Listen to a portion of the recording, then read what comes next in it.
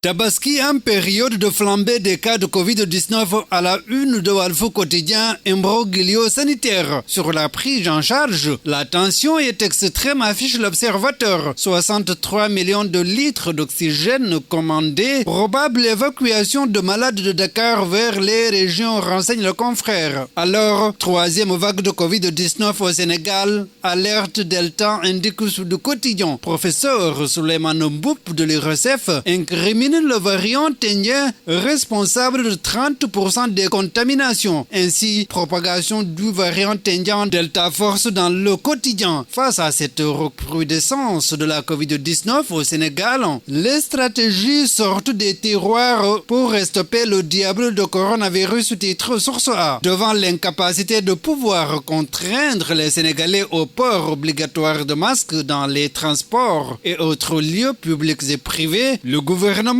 prescrit des recommandations notoires au quotidien. Le Comité national de gestion des épidémies recommande entre autres que les déplacements et voyages pendant la Tabaski soient évités et qu'il soit privilégié le télétravail et la réduction du personnel dans les services, rapporte Source A. Toutes les mesures qui avaient été prises jusqu'à présent doivent être renforcées, dit professeur Mboup, directeur de l'IRSF, parce que nous sommes devant un virus beaucoup plus contagieux, écrit le journal. Donc, recrudescence de la Covid au Sénégal, le retour des restrictions indique inquiétant. Dans le journal, Abdoulaye Diouf Sarr demande le retour des masques dans les transports publics. Vaccination contre la Covid-19, 500 000 doses attendues avant la fin du mois, informe le quotidien gouvernemental. Pour cause, nous sommes devant un virus beaucoup plus contagieux, dit professeur Souleymane Mboup, président de l'IRSF, rapporte Le Soleil. C'est peut-être le pourquoi la Banque mondiale dégage 2000 milliards de francs CFA pour soutenir la vaccination anti-Covid à la une de Dakar Times. Le Sénégal parmi les bénéficiaires pour faire face à la montée de la pandémie. Pendant ce temps, l'or ne brille pas pour les Sénégalais, pointe le témoin quotidien. Malgré 16,2 tonnes d'or produites en 2020, le comptoir de rachat de Soumbédioune cherche désespérément des grammes d'or à acquérir, note le journal. À présent, le bilan macabre de l'Organisation internationale pour les migrations dans le journal Réumi quotidien, Barça Walla Barsakh, au moins 1146 morts au premier semestre 2021, alors que le nombre de personnes tentant de traverser vers l'Europe via la Méditerranée a augmenté de 58%. L'OIM réitère son appel aux États à prendre des mesures urgentes et proactives pour réduire les pertes de vies humaines sur les routes migratoires maritimes, relève le confrère. Sport pour terminer à la une de Stade. Kosafa Cup, demi-finale Sénégal et Swatini à 15h. Koto défie ceux qui ont neutralisé Aliou Cissé.